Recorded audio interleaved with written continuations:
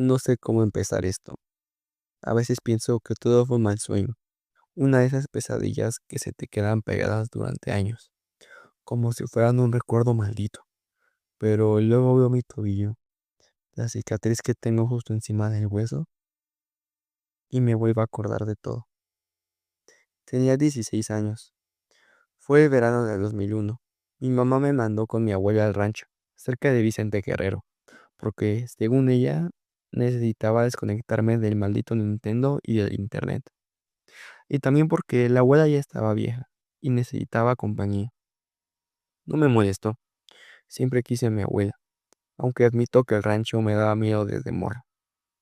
Estaba aislado, rodeado de tierra seca, esquites y un viento caliente que te soplaba con arena.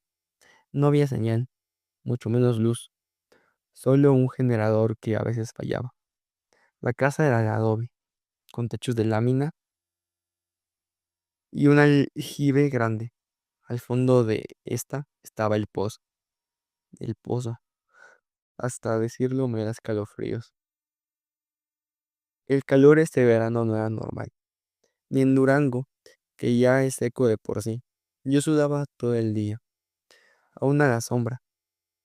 Por las noches el ventilador se apagaba porque el generador fallaba, por lo que yo tenía que dormir sobre sábanas mojadas para no sentir que me asaba. Mi abuela estaba más delgada de lo que recordaba. Caminaba despacio y hablaba muy poco. Le temblaban las manos. Lo raro fue que la primera noche, después de la cena, me tomó el brazo y me dijo: "No te acerques al pozo, mijo. Si oyes algo, te tapas los oídos y regresas". No entendí, porque no sabía que había en ese pozo, y se lo pregunté, a lo que ella de vuelta solo repitió: "No vayas, ni de día". Esa noche no pude dormir bien. A las 3 de la mañana escuché un metal caerse, como si una tapa oxidada se hubiera movido. Pensé que era un animal, pero cuando me asomé por la ventana, vi algo peor. La tapa del pozo estaba abierta, y en el borde había alguien sentado. No lo pude ver bien, solo la silueta, pequeña, inmóvil, como si esperara algo. Cerré la cortina y me metí bajo la sábana. Nunca recé tanto en mi vida. Los días siguientes pasaron lentos, pero llenos de detalles extraños. Una vez encontré un pájaro muerto frente a la puerta, con las patas hacia arriba, los ojos sacados. La siguiente mañana, una de las gallinas desapareció. Otra noche, escuché como si alguien llorara en el patio. Una voz infantil que decía: "Mamita, tengo frío". Y eso, en pleno julio. Imposible. Intenté ignorarlo. Le contaba a la abuela y ella solo me decía: "Es él". Y empezó otra vez. Una noche mientras cenábamos, me contó la verdad. Tu tío Santiago cayó al pozo cuando era niño.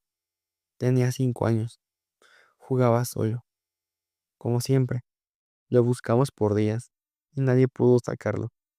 Cuando por fin metieron una cuerda con una lámpara y ya no estaba. ¿Cómo que no estaba?, le pregunté.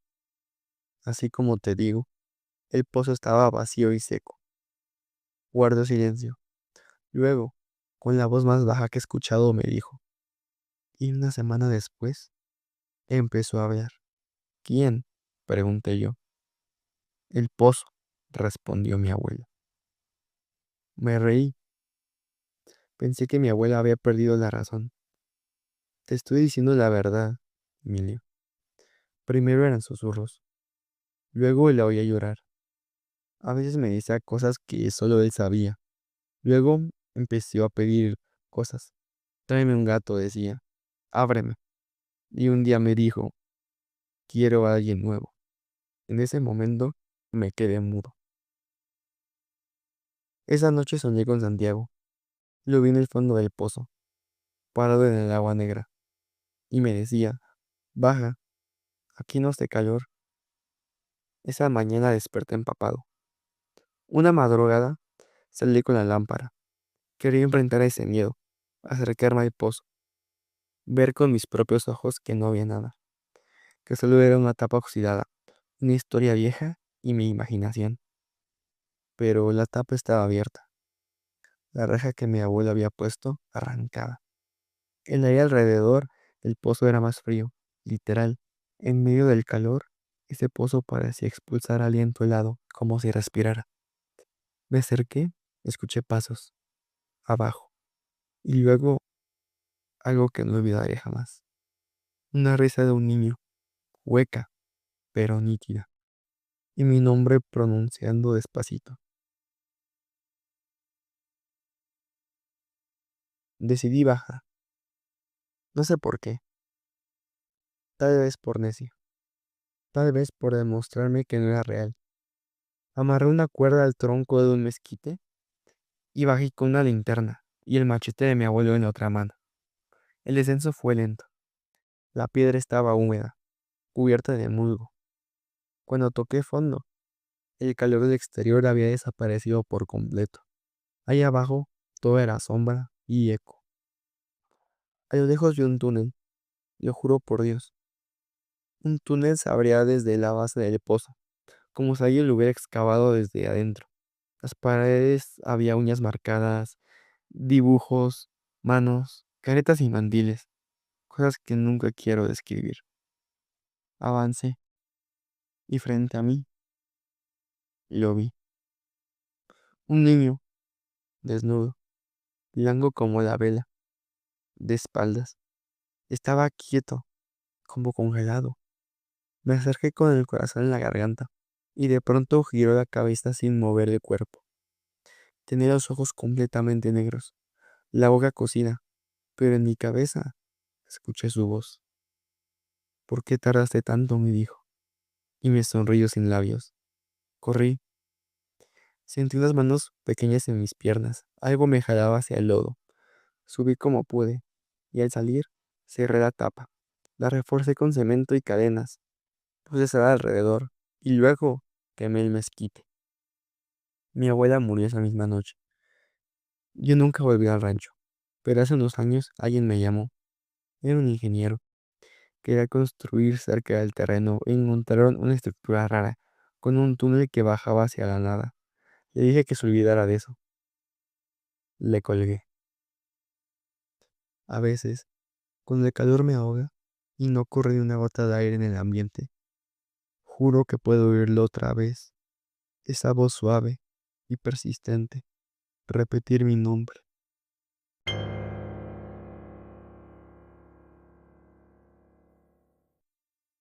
La historia que voy a contar ocurrió en el internado San Ignacio, a las afueras de Huastuco, Veracruz, un lugar rodeado de cafetales en lo alto de la sierra, con neblina que bajaba como un manto de atardecer. Yo tenía 17 años, estaba en quinto semestre. Ese verano me obligaron a quedarme internado para recuperación de materias. En realidad fue porque mis papás se iban a Estados Unidos y no querían llevarme, así que me quedé ahí, junto con otros 6 alumnos y un prefecto apático que dormía todo el día. A nadie le gustaba pasar el verano en el San Ignacio, y menos cuando el calor llegaba a hervir la sangre y la escuela se quedaba casi vacía, repito. Desde el primer día, las cosas estaban raras. En el internado siempre se decía que había un cuarto cerrado en el tercer piso, una habitación vieja, con la puerta clausurada con cadenas. Decían que allí, hace años, vivía el padre Hernán, un cura que se le volvió loco y terminó matándose dentro del cuarto. Le encontraron colgado, con una sotana llena de sangre que no era suya. Pero eso eran cuentos, ¿no? Al menos eso pensaba yo, hasta que empecé a escuchar cómo alguien caminaba ahí dentro, cada noche, a la misma hora, pisadas lentas, arrastradas, como si algo o alguien con los pies descalzos caminara por el piso de madera. Solo que ese cuarto llevaba cerrado más de 30 años. Los demás también lo notaron. Éramos 7 alumnos: Carlos, Iván, Pedro, Marco, Miguel, David y yo. A los pocos días empezamos a dormir juntos en la biblioteca, para no estar solos. Cada uno contaba algo que había oído o visto. Carlos dijo que vio una figura con sotana en el patio entre las sombras. Iván juró que en la capilla encontró una Biblia abierta en una página donde alguien había escrito con sangre: los 7 serán uno. Pedro decía que el espejo del baño le mostraba otra cara, no la suya, y cuando se lavaba los dientes. Y yo escuchaba voces detrás de las paredes, rezando oraciones que no eran del todo católicas. Una noche, por pura curiosidad, o por estupidez adolescente, decidimos acercarnos a ese cuarto maldito. Marco trajo una linterna y una palanca. Queríamos pasar la puerta, pero cuando llegamos la encontramos abierta. Las cadenas estaban tiradas en el suelo, el cerrojo oxidado y doblado. Nos miramos sin decir nada. Había un calor raro allá arriba. No es del clima, no. Era como si dentro del cuarto alguien hubiera encendido un horno. El aire olía a incienso podrido y madera quemada. Y entramos. Era un cuarto pequeño, oscuro, con crucifijos torcidos en las paredes y un colchón ennegrecido por el tiempo. Pero lo más perturbador fue que había dibujado en el suelo con tiza blanca un círculo con símbolos extraños, palabras en latín, el número 7. Éramos 7 ahí. Pedro empezó a temblar, quiso salirse, pero la puerta se cerró sola y las ventanas también. Todo en un solo golpe seco. La linterna de Marco empezó a parpadear y entonces vimos lo que había en el rincón más oscuro del cuarto. Un hombre, pero no estaba vivo. Era una figura vestida con sotana, el rostro envuelto en vendas, la piel gris, seca como un pergamino. Flotaba, literalmente, sin tocar el suelo, y nos miraba con unos ojos hundidos y vacíos, pero conscientes. Al fin, están completos, dijo con voz hueca de ultratumba. David se desmayó. Pedro vomitó. Yo me paralicé. El cuarto se volvió una trampa. Las paredes sudaban sangre y una risa resonaba desde dentro de nuestras cabezas, no desde fuera, como si él hablara desde dentro de nosotros. Logramos salir solo porque Carlos gritó una oración que su abuela le enseñó, algo en náhuatl. No sé qué fue, pero hizo que la figura retrocediera y que la puerta se abriera de golpe. Corrimos y bajamos las escaleras, resbalando, llorando. Esa misma noche, el prefecto desapareció. La policía vino días después. Dijeron que el tipo simplemente se fue, pero nosotros sabíamos que no. Su gorra estaba tirada frente a la puerta del cuarto de Padre Hernán, y dentro encontramos un nuevo símbolo recién escrito. Ahora el número era 6, uno menos. Miguel se fue con fiebre al día siguiente. No volvió. Dijeron que su mamá lo recogió, pero la llamamos y nunca lo hizo. Se había ido con un tipo alto que vestía de negro. Después desapareció Pedro, luego Marco, después Iván. Cada vez que uno se iba, el número del cuarto se reducía. Alguien o algo lo actualizaba. Al final solo quedamos Carlos y yo. La noche final fue la peor. Salí con el padre Hernán. Lo vi rodeado de fuego y sonriendo con dientes negros. Me dijo: el sacrificio es eterno. El verano no termina mientras quedan números. Carlos desapareció esa madrugada. Yo fui el último. Salí corriendo al amanecer. Crucé los cafetales a pie. Llegué a la carretera lleno de lodo, las piernas llenas de rasguños. Nunca regresé al San Ignacio, pero escuché que ese año cerraron el internado por problemas estructurales. Mentira. Años después, volví a Veracruz por trabajo. Pasé cerca de Huatusco y decidí buscar el lugar. Solo había ruinas, pero el tercer piso seguía en pie y la puerta del cuarto de Padre Hernán seguía abierta. Había algo escrito con tiza fresca en el piso. El número 7. Empieza otra vez.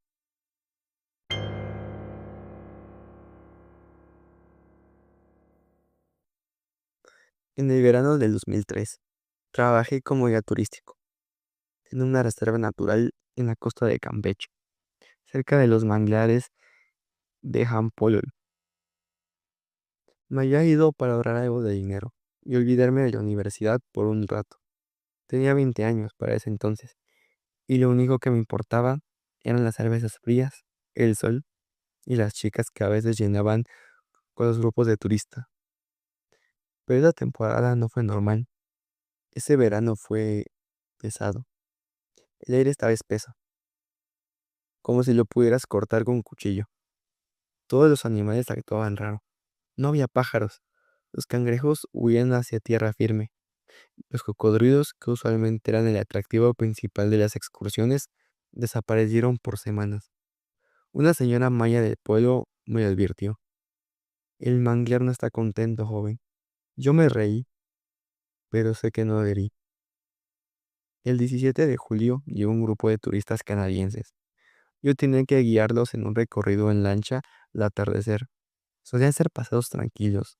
Entrábamos al manglar, les hablaba de la flora, la fauna. Si teníamos suerte, algún cocodrilo sonaba su hocico en las orillas. Pero ese día, al meter la lancha al canal, algo se sintió distinto.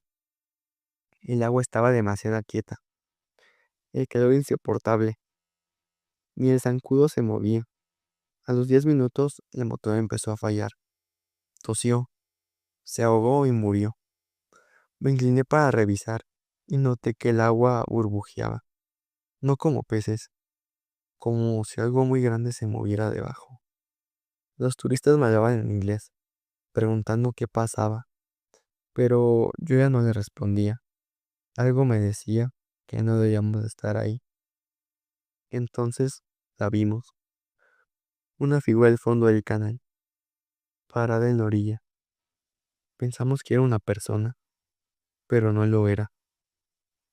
Era demasiado alta, la cabeza era estrecha, como la de un venado sin ojos. El cuerpo parecía cubierto de lodo y raíces, y de sus brazos colgaban ranas, cuerdas y huesos. Uno de los turistas, una chica rubia, quiso tomarle una foto, y justo al presionar el botón, la costa se lanzó al agua. Desapareció bajo la superficie. Segundos después, algo golpeó la lancha desde abajo. Luego otra vez, y otra vez. Nos volteó, todos al agua. Grité, traté de nadar. Sentía que el lodo me jalaba. Escuchaba a la gente gritar. Uno de los turistas desapareció frente a mis ojos, como si lo chupara el fango. Logré taparme a una raíz, medio ahogado. Desde ahí vi como algo, una sombra con forma humana pero monstruosa, se salía del agua y arrastraba a la chica rubia hacia la oscuridad del manglar. Ella no gritaba, solo lloraba, con la boca abierta, como si algo le hubiera robado la voz. No recuerdo cómo regresé al pueblo. Desperté en casa de don Aurelio, el viejo pescador. Me había encontrado tirado en la playa, cubierto de algas y con la ropa desgarrada. Cuando les conté lo que vi, no se burló. Me miró con lástima y me dijo, le han despertado. ¿A quién? Le pregunté. Al que estaba ahí del manglar. Me contó la leyenda. Decían que hace más de 100 años, los antiguos guardianes del manglar capturaron una bruja que se alimentaba de la sangre de los hombres. La ataron con sogas hechas de bejuco y la enterraron viva entre las raíces del manglar más antiguo. Pero con el tiempo, la gente olvidó, y los que fueron sus guardianes dejaron de hacer las ofrendas, los rezos. Ahora, ella volvía cada 7 veranos y cobraba lo que no le habían dado. La noticia del accidente aparece en los periódicos locales como una tragedia común. 3 turistas desaparecen en excursión turística. Dijeron que fue culpa de un cocodrilo, pero yo sé la verdad. Yo estuve ahí. No debía trabajar en el manglar, ni a meterme en el agua.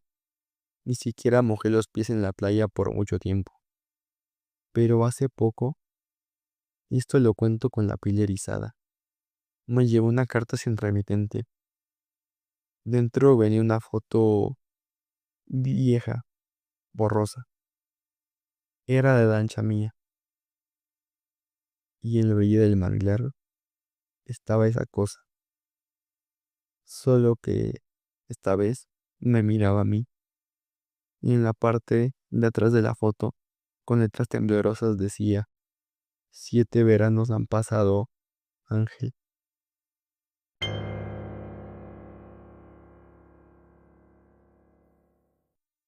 Verano del 2011. Me llamo Tania. Tenía 19 años y era la típica morra fresa de ciudad que se apuntó a ser consejera de un campamento de verano. Porque según yo quería salir de mi zona de confort. Ese campamento estaba en el bosque, en Durango, donde dicen que hay más osos que gente. Se llamaba Campamento Huella Verde. Suena bonito, ecológico y seguro, pero la neta era que estaba en medio de la nada, rodeado de pinos, con una única carretera de terracería para entrar y salir. Éramos 8 consejeros y como 30 niños, y todos decían lo mismo: ese bosque tiene algo raro, pero ya sabes, uno llega pensando que es puro cuento para asustar a los nuevos. Hasta que pasó lo de la cabaña 5. La cabaña 5 estaba lejos, entre árboles más altos, tenía su propia fogata y un porche que siempre rechinaba. Allí dormían 5 niños, todos de unos 10 años más o menos. Una noche, uno de ellos, Diego, el más tranquilo, se orinó encima del susto. Dijo que había un nombre en el techo. Pensamos que era una pesadilla.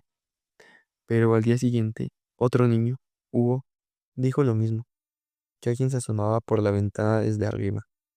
Y luego Mariana, una niña de 11 años, amaneció con un símbolo dibujado en el brazo. Parecía hecho con carbón, pero no se borraba. Era como un tridente, pero con las puntas dobladas hacia adentro. Nos empezamos a preocupar. Había algo en el aire, como electricidad estática. Los árboles se movían sin viento, las linternas fallaban, y los niños empezaban a tener pesadillas sincronizadas. Todos describían a un hombre sin rostro, vestido con pieles, con cuernos de venado, y un susurro que les decía: arde conmigo. El director de campamento, el señor Eliseo, nos dijo que no hiciéramos caso, que eran cuentos. Pero una noche lo vi entrar a su cabaña con un costal en la espalda, lleno de huesos, lo juro, huesos, como de animal, o algo más. Una madrugada desperté porque sentí que alguien me veía. No escuché pasos, solo un crujido, como ramas que se quebraban. Me levanté, tomé mi lámpara y fui hacia los árboles. Ahí lo vi, el hombre, de pie, entre las sombras, como si fuera parte del bosque. Tenía la piel negra, pero no como si fuera afrodescendiente, no, sino como si estuviera quemado, sin ojos, solo 2 huecos, y de su cabeza brotaban unos cuernos enormes, retorcidos. Cuando me vio, abrió la boca, pero en vez de dientes tenía brasas, y dijo mi nombre, con voz de carbón ardiendo. Tatiana, tú también vendrás a la fogata eterna. Corrí, me caí y grité. Cuando llegué con los demás, no me creyeron. Pensaron que me había metido algo, hasta que los niños empezaron a desaparecer. Primero fue Hugo, luego Mariana, y después tres más. La policía vino. Dijeron que se habían perdido en el bosque, que los iban a buscar, pero nosotros sabíamos que alguien los había llamado. Exploramos el bosque, yo junto con otro consejero, Gerardo, que sí me creyó. Encontramos un claro al que nadie iba. En el centro hay una fogata apagada y rodeándola 7 piedras, cada una con un símbolo, igual al que Mariana tenía en el brazo. Sobre una piedra encontramos su diadema y sangre. Gerardo no quería seguir. Dijo que era un lugar oculto y que ahí habían hecho cosas satánicas, que el fuego había consumido almas y que cada verano regresaba a alimentarse. Volvimos esa noche a revisar. Estaba oscuro, silencio total, ni un solo brillo, y de repente la fogata se prendió sola, con llamas azules.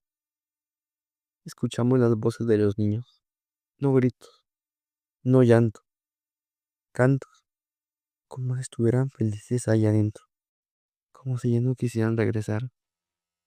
Pero yo los reconocí y juro por mi vida que una de esas voces era mía. Gerardo me jaló, corrimos como locos de regreso. Cuando miré hacia atrás, vi al hombre del fuego. Esta vez estaba dentro de la fogata y sonreí. Y algo más, sostenía una lista escrita en un papel viejo y logré ver mi nombre al final. Después de eso, el campamento se canceló. Dijeron que fue por motivos de seguridad, pero yo sé lo que vi y sé que algo me sigue. A veces, cuando enciendo la estufa, las llamas se tornan azules por un segundo y yo oigo voces en la plama, niños cantando y un susurro que dice, aún faltas tú.